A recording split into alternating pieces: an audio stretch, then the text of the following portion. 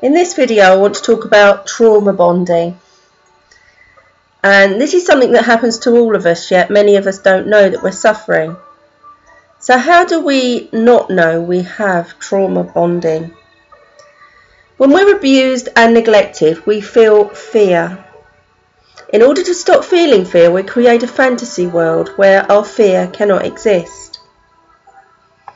The more often we make the fantasy our reality, so we don't have to feel our fear, the more we reward ourselves for living in the fantasy and feel fear for not living in the fantasy. So as we do this, we become further detached from reality. We become conditioned to feel fear when we become ourselves and connect to our real feelings again.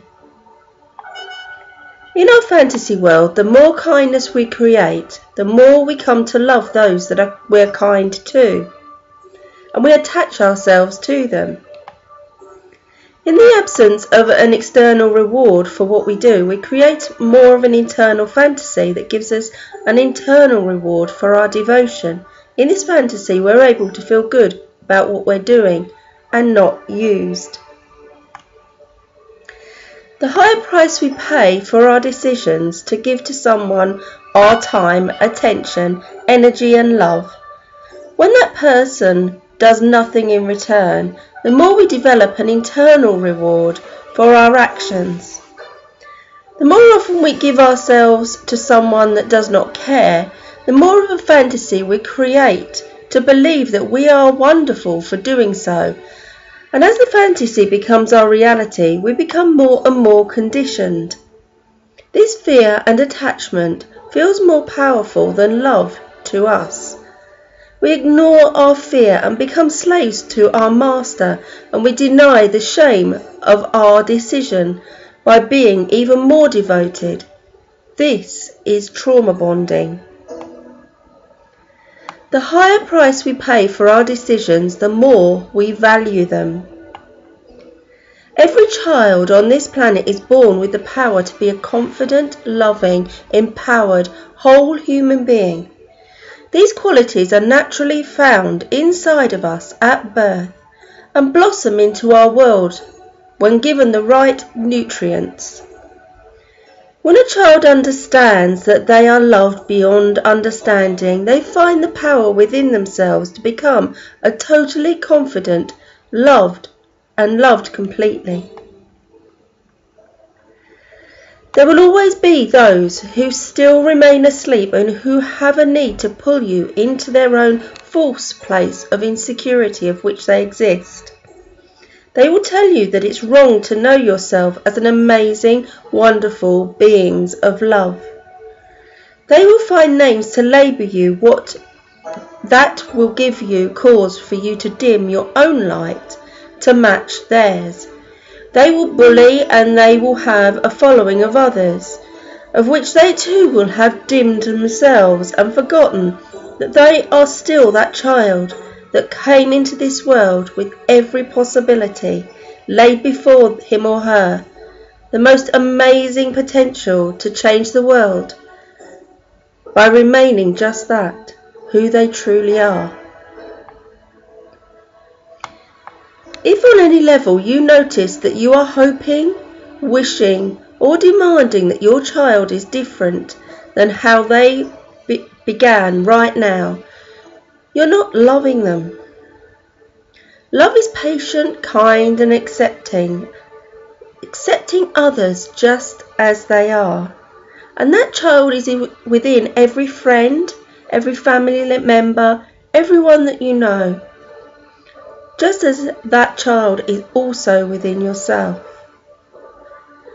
If you're always trying to improve upon your child, they will receive this message as "I'm okay as I am," and surely develop a complex around this growing up. Of course, we really want our children to be like us and be the best human being they can be. Yet children are highly sensitive beings, and they simply absorb the base foundational feeling or vibration that their parents are sending out. And we do this also to our own child within ourselves. If you're coming from a place of fear and control, this is the way that they will see the entire world to be. Any demand or expectation we place upon a child is coming from a place of fear. Simply remember that love is infinitely patient, super gentle, deeply kind, and doesn't ever expect perfection.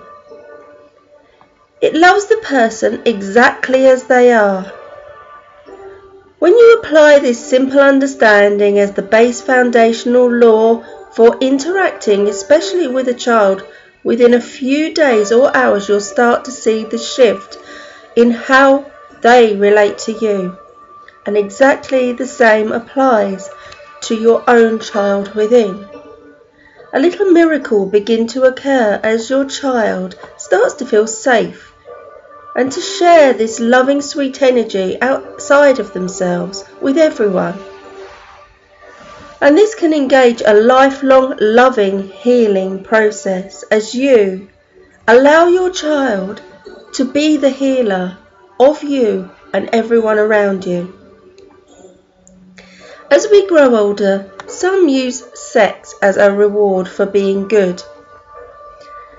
When there is a sexual excitement involved and our fantasy is a reality and becomes something that we give ourselves, brain chemicals of excitement and bliss are a reward for this. We now become enamoured by those we would have seen before as causing our greatest harm. When we experience excitement and love and release these chemicals, we bond to the person we are with and we change on a primal level. The bonding creates a new place that we come from, a place that new values and perceptions are easily formed, exactly as it is so as a child. And we develop conditioning that changes our reality even more. How we perceive ourselves changes how we feel about the universe, and it changes our reality. If we see the universe as a place of scarcity, the people are selfish, and an absence of real love, then that's what we will find, and that's what we offer to our child, and we offer them fear as we offer these feelings. If we feel safe in a universe of abundance, we see that there are selfish people and loving people, and people care for the well-being of each other because there is real love in this world. In our fantasy world, the more comfortable we are harming people, the more we will find cause for our abuse. But the universe is so well balanced. With every problem there is a solution, and in every case love can resolve every problem that you have. Once you completely drop the personal agenda you have upon others, you begin to love unconditionally. And when you do, you have a glow or a vibration others become attracted to. Suddenly you find that people around you become the easiest beings in the world to be around.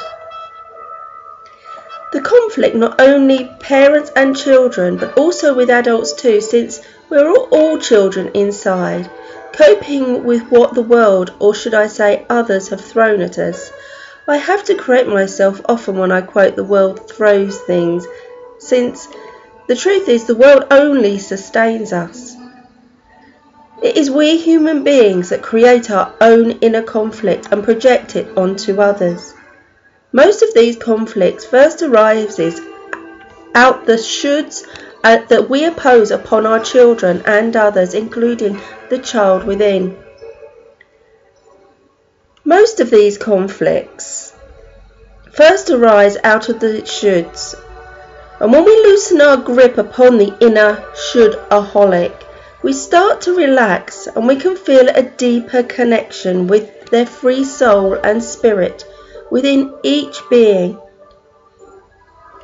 This is why it's easier to reach the children than it is to adults, since adults have already built up their armoured wall, surrounding them so high and so thick, it takes some convincing and of penetrating through with constant and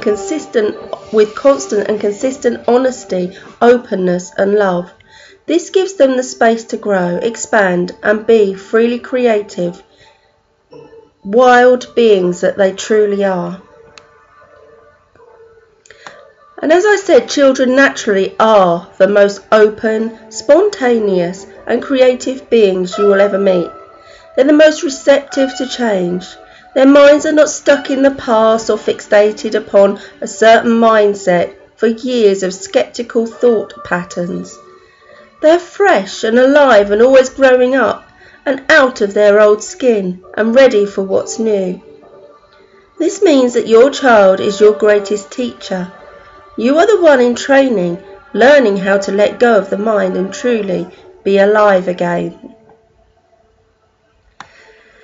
Children are born with the connection to spirit and feel as big and bright as the universe. The only reason we need to empower our children is because they are picking up on small, powerlessness and unconfident aspects inside ourselves. Every child is a natural, loving, healing being from birth, yet they are constantly duplicating whatever the big people share with them. If you want them to develop in the most profound and inspiring way, then give them the energy of timelessness, spaciousness and freedom. This is when they will give you back the world. They need you to play the role of the mature adult who can show them how to love unconditionally, accept themselves, approve of themselves and love every part inside. The more we can show them practice, curiosity and willingness to learn, the more beautiful gifts they will give to the world as they mature. If you're trying to help someone to be this great, amazing spirit you know they truly are, you need to bring into their heart and mind a feeling of safety, inner peace and silence. This means you will have to cultivate it within yourself in order to give it to them. Let them be who they truly want to be. I don't know if you've seen the videos of Matthew Silver, the entertainer who does random silly things without worrying about what others think and say. And no matter how others laugh at him, being able to do this as a child does is a sacred bonding time on a spiritual level, where your consciousness is merged and heart is opening to a higher state of inner acceptance.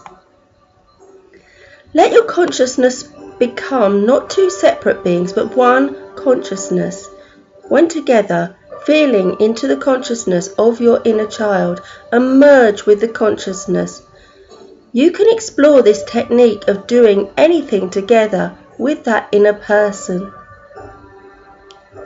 Draw, paint, make funny faces. The key is to have fun.